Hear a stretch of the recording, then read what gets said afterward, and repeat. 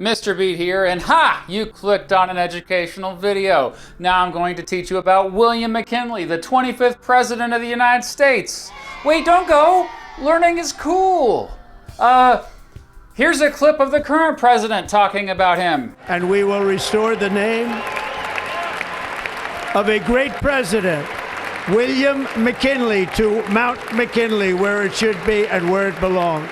Oh, Mount McKinley? I've seen it in person. That's the tallest mountain in North America. Most folks call it Denali, but for some reason, Donald Trump really wanted Denali renamed back to what it was back in the day, Mount McKinley. Probably because he's a fan of McKinley. In the words of a great but highly underrated president, William McKinley, highly underrated, the protective tariff policy of the Republicans has been made and made the lives of our countrymen sweeter and brighter. Well, I think he's overrated. But he does have a fascinating story. From a humble Ohio boy to the White House. From the trenches of one of the bloodiest battles of the Civil War to the dawn of the American global empire. William McKinley may not have the instant name recognition of Washington, Lincoln, FDR, or even JFK, but historians often view him as one of the better presidents. In fact, they ranked him the 14th best president in the most recent C-SPAN Presidential Historian Survey. But again, I'm not that much of a fan. In fact, in past videos, I have ranked him among the worst presidents in American history. I mean, if you know anything about me, you know that I hate tariffs. And McKinley was known as someone who was very pro-tariffs. He was an imperialist who got the country into a war built on lies, oversaw a horrible war in which American soldiers rounded up civilians into concentration camps and committed all kinds of horrible atrocities, and just generally set up a precedent of sending American forces into countries where they were not welcome. And he used his religion to justify doing these horrible things, even though, I must say, it often seemed he was just doing what powerful people around him wanted him to do, not what God wanted him to do. And he gave in to public pressure too much, dadgummit. Yeah, you know what? They can't name the highest mountain in North America Mount McKinley. Shame on them. How dare they? Okay, but I recently revisited old McKinley, and maybe he's not as bad as I originally thought he was. Upon more research of the fellow, I found he was more pragmatic and decisive than I had previously thought. Plus, he was just a really nice guy. He treated even his most ruthless critics with respect. One time, when he was still in Congress, he helped a reporter dry off in his carriage during a downpour. A reporter who had often harshly criticized McKinley. I even went to Canton, Ohio, McKinley's hometown, to learn more about him with this dude. Many of you probably recognize him, Chris from Vlogging Through History. He certainly got me thinking about McKinley differently as well. Perhaps McKinley maybe wasn't as bad as I had previously thought. Somewhere in the middle of us is probably the real William McKinley. Oh no, you're getting bored. Well, wait, don't go. Here's $500. Okay, well, it's actually a fake $500 bill, but it has William McKinley on it. The United States no longer issues $500 bills, but the most recent ones in circulation feature McKinley on it. Oh, but if you have one, don't sell it for $500. They're usually worth at least twice that these days. Okay, so now that I gave you $500, here's the story of William McKinley. William McKinley strikes gold. Didn't know bad things would unfold. William McKinley was bold, influenced by lies they told. He was born in a small town. William McKinley Jr. was born on January 29, 1843 in Niles, Ohio, a town of just around 300 people. Junior, I say? Yes, his dad was also William McKinley. McKinley Sr. ran an iron foundry. Junior's mom, Nancy, instilled in young William a strong sense of faith and duty. The seventh of 8 children, he had an active childhood, fishing, hunting, horseback riding, and even ice skating. William grew up in a strict Methodist household and grew up actually wanting to become a Methodist minister. When William was 9 years old, his family moved to nearby Poland, a town which offered the boy more educational opportunities. He attended the Poland Academy, a seminary or school that trained students to be a leader of a church. William loved school and was a good student, enjoying reading, public speaking, and debating, even becoming the school's debate club president. After graduating from the Poland Academy at 17 years old, he began attending Allegheny College in Meadville, Pennsylvania. However, his time there got cut short after he got sick. He returned home to Poland, but after he recovered, he could no longer afford the tuition at Allegheny, so he dropped out and worked at the local post office and became a teacher. Teacher, eh? Okay, William. Or should I call you Mr. McKinley? Anyway, but then fate intervened. Look at McKinley fighting. Shortly after he became a teacher, the American Civil War, the bloodiest conflict in American history, had begun. McKinley and his cousin, William McKinley Osborne, voluntarily enlisted, joining the recently formed Poland Guards in June 1861. At the time, William was just 18 years old. Soon their unit joined the larger 23rd Ohio Infantry Regiment, one of the most famous Union Army groups of the entire war. The last of our Civil War veteran presidents that we ever had.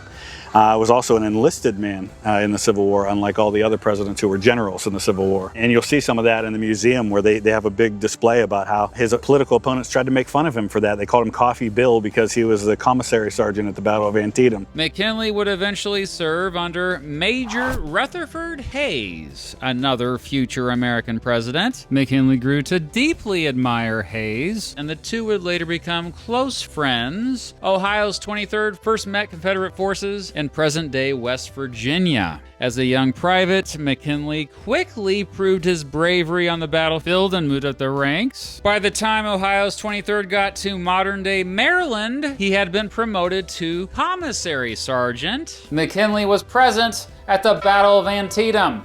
Yes, that Battle of Antietam, September 17th, 1862, the bloodiest single day of the Civil War and all of American history. He courageously delivered hot food and coffee to Union troops under fire, working his way over rough ground and through what probably seemed like a flood of bullets. Sergeant McKinley led 2 mule teams of wagons right through the battle. His bravery that day earned him tremendous respect from his fellow soldiers.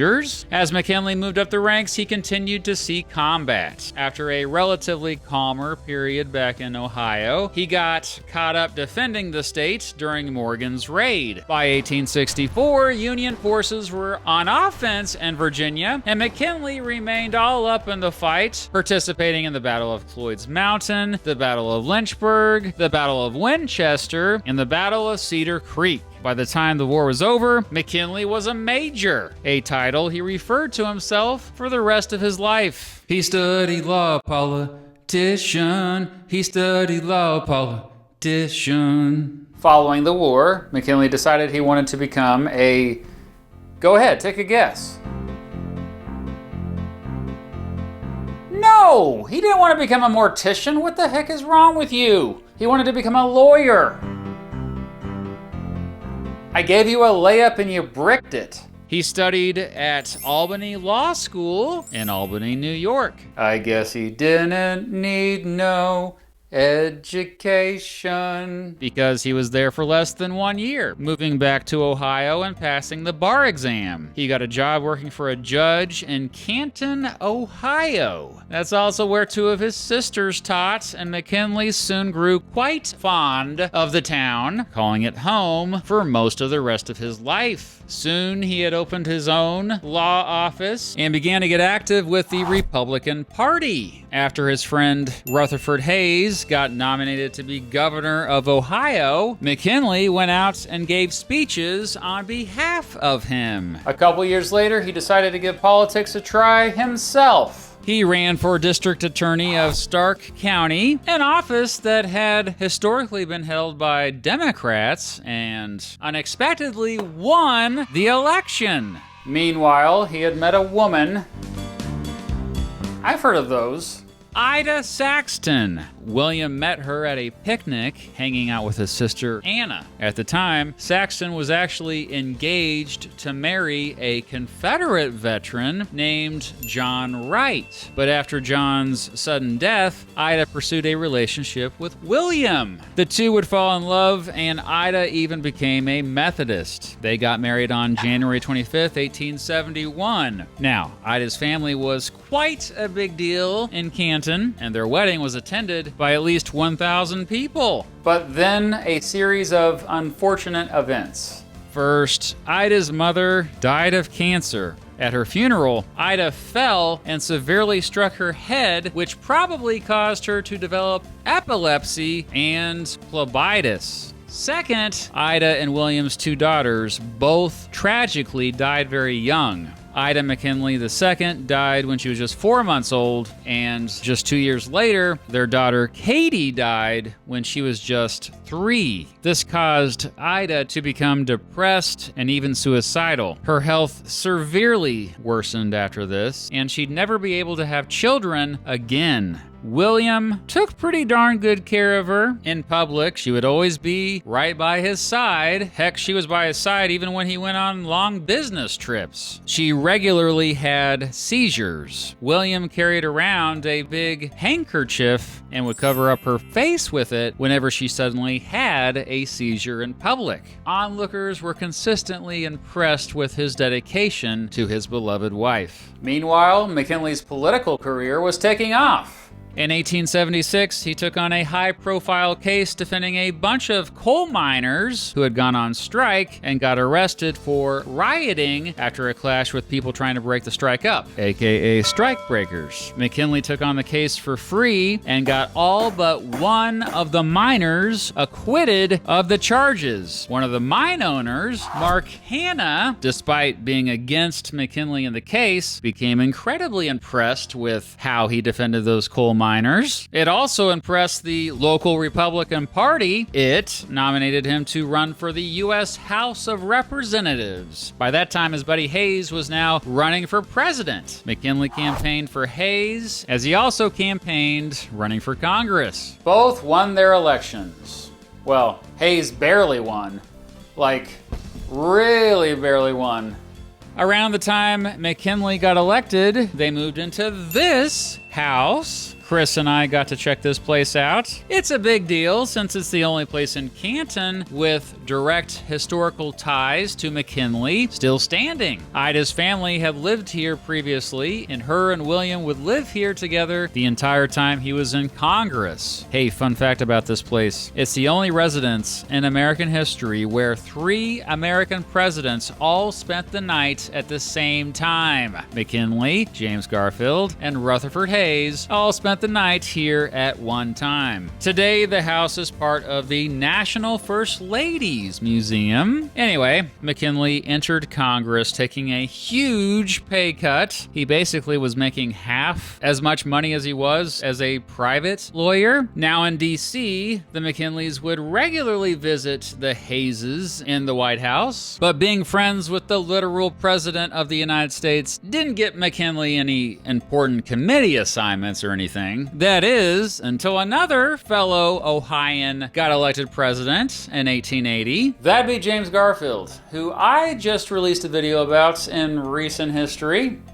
Garfield becoming president left a vacancy on the House Ways and Means Committee, a very important committee for real. And guess who took Garfield's place in it? Hey, pay attention. Who took Garfield's place in the House Ways and Means Committee? Yes, William McKinley. You're lucky there's no test over all this, you know. Anyway, on that committee, McKinley became a much bigger deal in the House of Representatives. By that time, he had become known as the Republican who wouldn't shut up about tariffs. Tariffs this, tariffs that. McKinley generally thought tariffs were pretty good. McKinley would serve 7 terms in the House between 1877 and 1891. Well, except for a 9-month period between 1884 and 1885. There was a disputed election then, and the House ruled that McKinley's opponent, a dude named Jonathan Wallace, actually got the most votes, so he took over for the rest of McKinley's term, but McKinley easily got the office back in the 1884 election. I should say that McKinley's opponents in Ohio consistently gerrymandered districts in order to get him out of office, but more often than not, they failed. McKinley was a popular dude, mostly because he developed a reputation of being such a nice guy. Also due to this popularity, McKinley became a leader in the Republican Party itself. He held tremendous influence at both the 1888 and 1892 Republican National Conventions. Heck, in 1889, he almost got elected Speaker of the House. In 1890, McKinley solidified his reputation as the Tariff King, as he crafted a law that raised the average tariff on imports to nearly 50%. In fact, he was so influential crafting it that they named it after him. That same year, Democrats in Ohio gerrymandered McKinley yet another time, optimistic they could defeat him this time since many Ohioans were frustrated with the inflation caused by his tariff law. Democrats even hired people to pretend to be tinware salesmen who went door to door offering 25-cent pots and pans for 50 cents, explaining the rise in price was due to the McKinley tariff. Welp, this time it worked. McKinley lost re-election in the newly drawn district.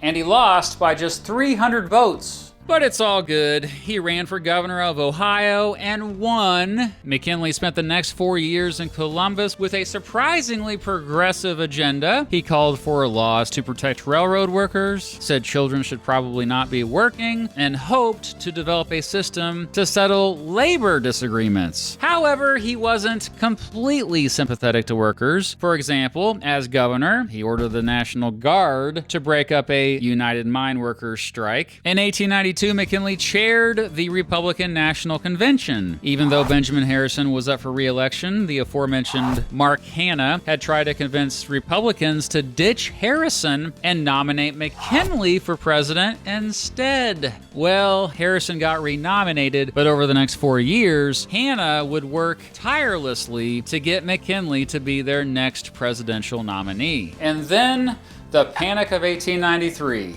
Caused by tariffs, crop failures, and bank failures, the Panic of 1893 was the most devastating economic depression the United States had seen up to that point. And yeah, McKinley got screwed over quite a bit during it. He had lent money to a man named Robert Walker and promised to pay back other money Walker owed if he couldn't pay it back. Well, during the Depression, Walker couldn't pay anything back, and so McKinley was left with the bill, a more than $100,000 bill, as a matter of fact, the equivalent of more than $3.5 million in today's money. At first, McKinley was just going to resign as governor to become a private lawyer again to pay off the bill. Instead, Hanna and a bunch of other rich dudes helped him pay the money back. It was a real-life, It's a Wonderful Life situation. To William McKinley, the richest man in town.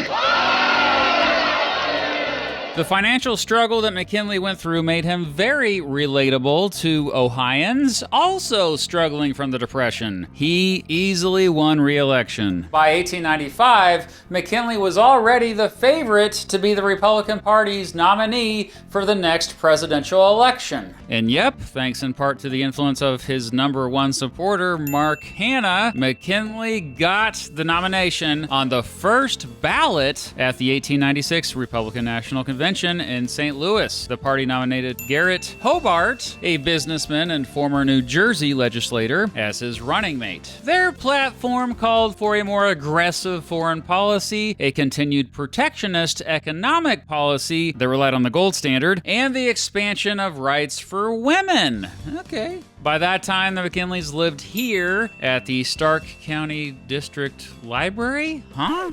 Okay, now we're here at William McKinley's house where he lived when he was president. Oh, Right in the library. actually, no, it's not here anymore. Oh, no, this was where their house used to be. It got torn down back in the 1930s.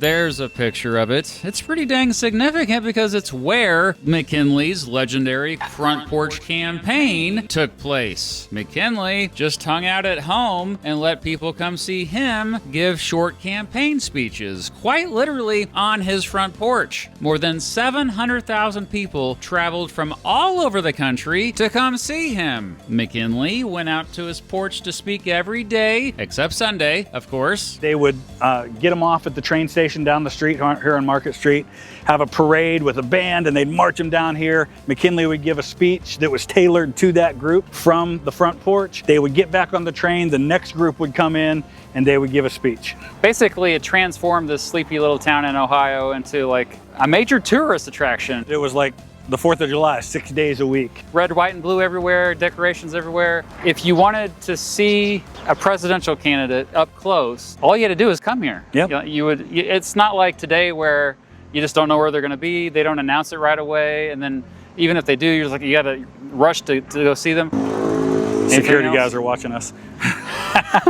Are they? Yeah. Dang, the more I think about it, I can't believe they tore it down. Canton, what were you thinking? Anyway, McKinley's main opponent, William Jennings Bryan, did quite the opposite. He traveled 18,000 miles in 3 months campaigning, giving more than 600 speeches. There might not be a presidential campaign where there were two more contrasting campaign styles between the candidates. But McKinley had Mark Hanna, who did the traveling for him, eh? Hanna literally invented a new form of campaign financing that has been the norm ever since. He went straight to businesses to get donations, making propositions. The McKinley campaign was also successful at making many businesses fear a Bryan presidency, and due to that, McKinley raised a bunch more money than Bryan. It quite literally paid off. McKinley won the presidential election of 1896. He got 271 electoral votes and 51% of the popular vote. McKinley's victory marked a major political realignment, the beginning of what we call the fourth party system, a system dominated by Republicans until the 1930s. Ooh-wee, ooh, he looks just like the president. McKinley got sworn in as the 25th president on March 4th, 1897. Ida and his mother by his side. His father had passed away a few years prior. In his inaugural address, McKinley interestingly warned against foreign military interventions, saying, quote, "We want no wars of conquest. We must avoid the temptation of territorial aggression." Some foreshadowing there. Most of McKinley's cabinet picks were more than qualified to hold their positions, but one of his picks was a bit controversial. He had John Sherman, the former U.S. Senator from Ohio and someone who McKinley previously had supported to be president, as his Secretary of State. Look, Sherman was a popular and experienced dude, but he quickly proved to be ineffective since he was getting old and perhaps senile. McKinley stayed loyal to Sherman, downplaying these concerns. McKinley's first order of business? Raising tariffs. Wait, raising tariffs again? Indeed, tariffs went higher than they had ever been before up to that point in American history. But foreign policy, not domestic policy, would soon demand most of his attention for the remainder of his presidency. Down on the island of Cuba, not that far south of the United States, revolutionaries have led a political uprising against harsh Spanish colonial rule. The Spanish government has sent hundreds of thousands of soldiers to put down the uprising, and in the process committed several atrocities against civilians, including forcing them to live in concentration camps and destroying their crops. American newspapers reported about all this, often exaggerating how bad it really was. Indeed, many newspaper publishers knew they could make a whole lot more money through sensationalist reporting of what was going on in Cuba, and often they just straight up made up stuff in order to sell more papers. Regardless, Cuba's struggle for independence understandably resonated with many Americans. After all, just 120 years prior, the United States had gone through a similar struggle. McKinley sent a Navy ship called the USS Maine to Havana, Cuba to protect, quote, American interests down there, but hey, also to show the United States still wanted to be Spain's friend. It got there on January 25th, 1898. It had 355 men on board. On the night of February 15th, the ship mysteriously exploded, killing most of the sleeping crew on board. Many years later, researchers found that coal dust fire likely caused the explosion. However, at the time, no one knew what caused it. That didn't stop newspaper publishers like William Randolph Hearst and Joseph Pulitzer from seizing the moment. They instantly blamed Spain. After this, "Remember the Maine" became a rallying cry to get the United States to declare war on Spain. At first, McKinley did not want to go to war with Spain. He ordered an investigation into the explosion and sent diplomats to Spain, but more and more Americans wouldn't shut up about going to war. McKinley eventually gave in to the pressure. On April 11th, 1898, he asked Congress if he had the authority to send troops to Cuba. Well, Congress was like, yeah. It declared war on Spain on April 23rd, thus marking the beginning of what we now call the Spanish-American War. It was a quick war. That's because by this time, Spain had a comparatively weak presence in Cuba. But it was a quick war that changed everything.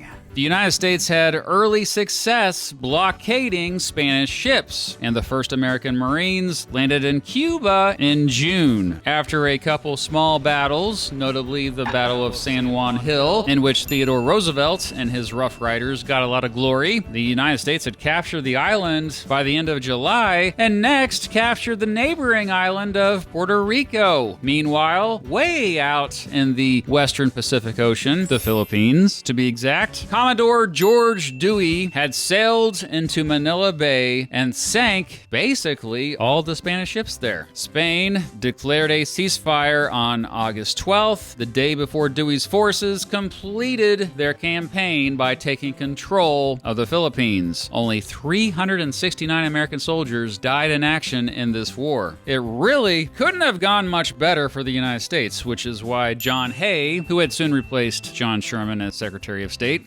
famously called it a, quote, splendid little war. During the war, McKinley became the first president to operate a war room straight out of the White House. He kept in constant contact with his generals. Under the Treaty of Paris, no, not that Treaty of Paris. No, not that Treaty of Paris. Not that one either.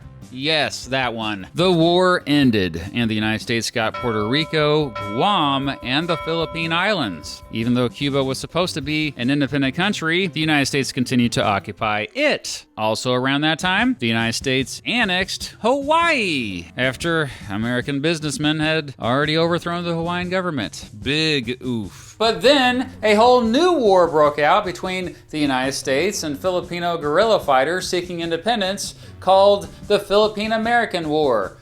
Yes, I made a whole freaking video about it. And yes, it's a war your American history teachers probably didn't teach you about. Probably. Maybe they showed you my video. If they did, they're awesome. The Philippine-American War ended up being a disaster for everyone involved. It was a war in which American soldiers committed all kinds of atrocities, including pillage, torture, rape, the enforcement of civilians into concentration camps, and the straight-up massacre of civilians. A war of imperialism in which the United States wanted to control the Philippines to exploit its resources and use it to expand trade throughout Asia. And it's a war that William McKinley 100% supported and sent more and more troops to fight in order to put down the rebellion. Quote, there must be no joint occupation with the Filipinos. The Filipinos and all others must recognize the military occupation and authority of the United States. That's from a telegram McKinley sent out, in case you didn't believe me. McKinley justified this occupation by saying God told him it was right. The Philippine-American War would drag on for the rest of his presidency, and the more Americans found out about how horrible it was, the less popular McKinley became. Still, McKinley was pretty popular. You gotta remember that a lot of Americans didn't mind atrocities in order to build an American empire. And McKinley didn't just send troops to the Philippines. During the Boxer Rebellion, when a secret Chinese society known as the Boxers sought to drive out all foreigners, McKinley sent around 5,000 troops without seeking congressional approval to help Germany, Japan, and Russia take the rebels down. In 1900, McKinley sought to be the first president elected to consecutive terms since Ulysses Grant. However, he needed a new running mate. Oh, it's not that he didn't like his vice president, Garrett Hobart. Mark Hanna once said, quote, nothing but death or an earthquake can stop the renomination of Vice President Hobart.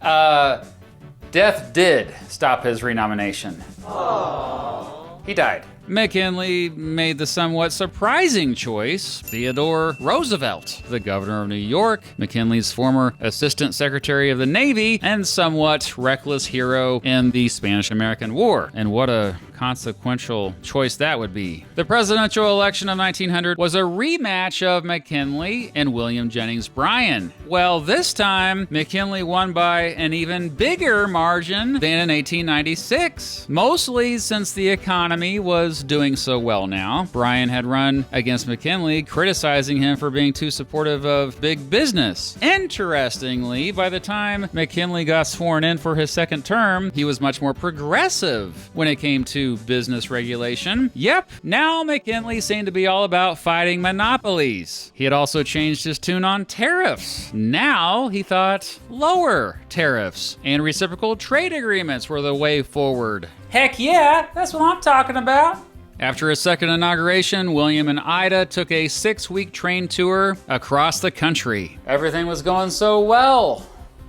Well, until September 6th, 1901. McKinley, who loved going out and speaking with and shaking hands with random people, arrived at the Temple of Music in Buffalo, New York to do just that. This was during the Pan American Exposition, a World's Fair that drew lots of tourists. Despite his secretary, George Cortelyou, warning him he needed more protection due to a rise in assassination attempts, McKinley ignored this advice, even advertising in advance that he'd be there. Ah yes, there's a haunting photograph of McKinley entering the Temple of Music on that day. Shortly after this photo was taken, Leon Czolgosz, a man who regarded the president as a symbol of oppression, also a man who has one of the most mispronounced names in American history, Czolgosz,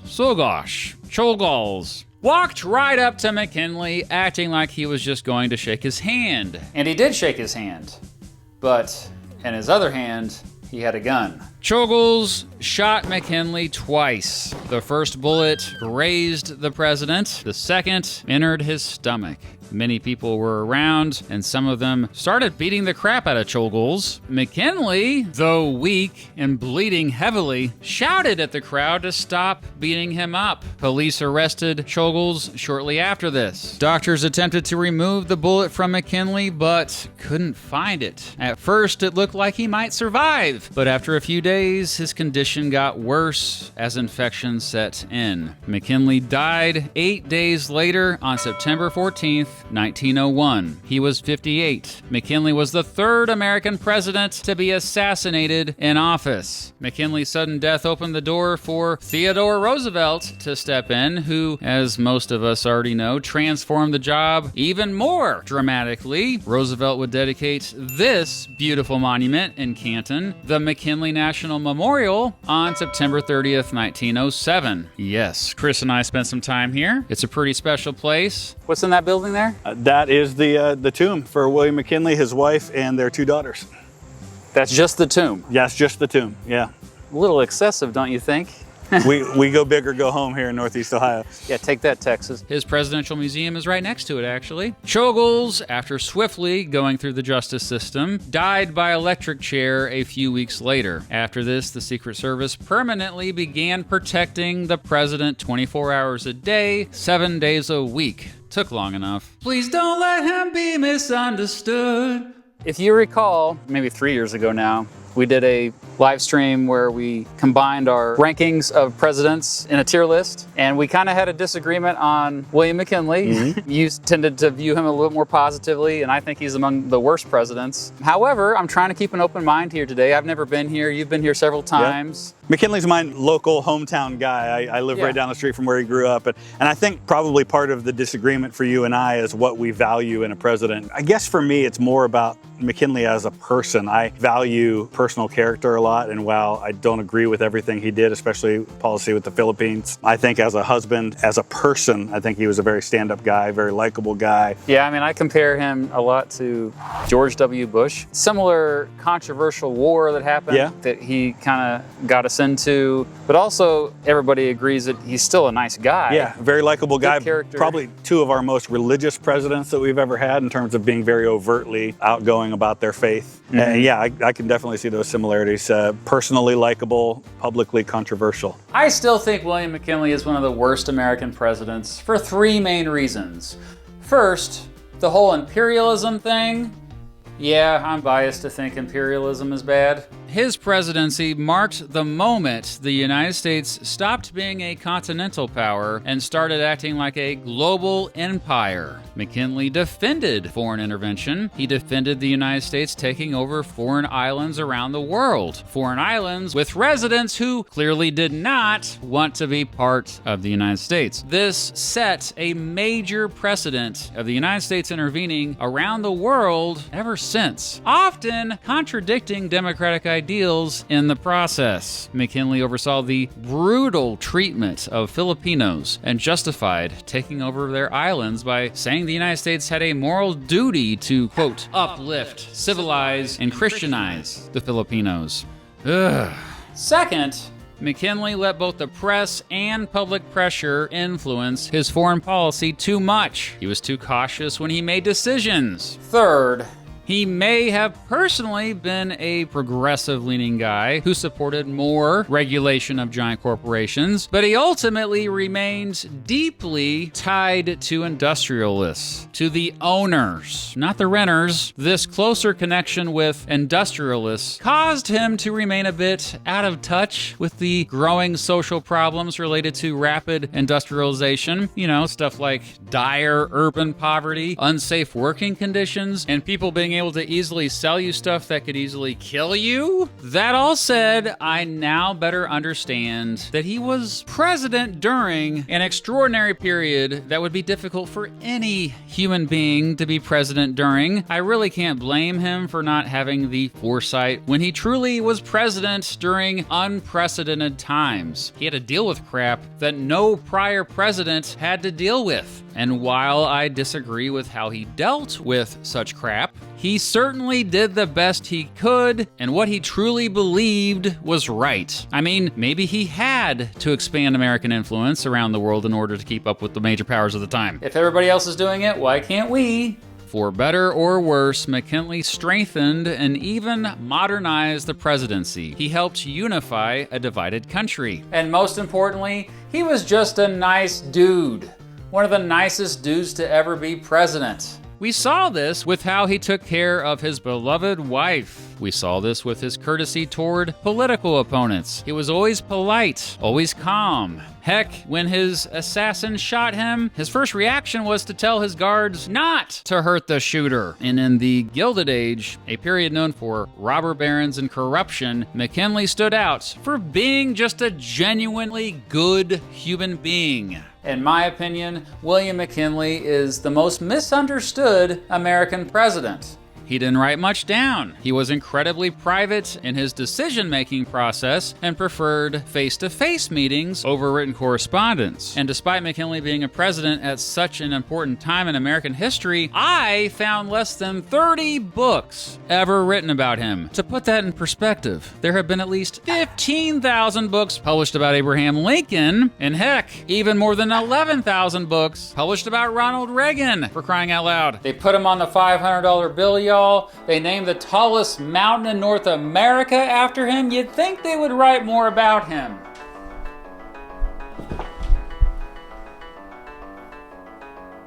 That's a green screen. Misunderstood or not, McKinley reminds us that not all presidents during dramatic times are dramatic themselves. Some are quiet architects, quietly building the foundation. And it's the next generation that inherits the skyline. William McKinley was influenced by lies,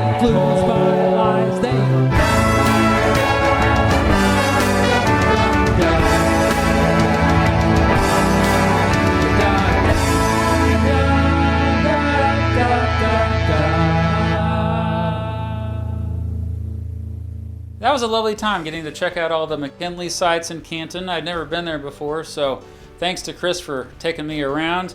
Researching for this video, I heavily relied on these two books, William McKinley by Kevin Phillips and President McKinley, Architect of the American Century by Robert W. Mary. Thanks again to Chris from Vlogging Through History for collaborating with me for this video. Ohio, oh, I'd go again. And a shout out to Waffles from History with Waffles for all the beautiful footage I used for this video of Antietam. Make sure you subscribe to both of them. I might be looking at a playlist right now featuring other videos I've made about American presidents. So yeah, which other American presidents should I make videos about? Let me know in the comments, and thank you for staying curious. Wait, is nothing up there?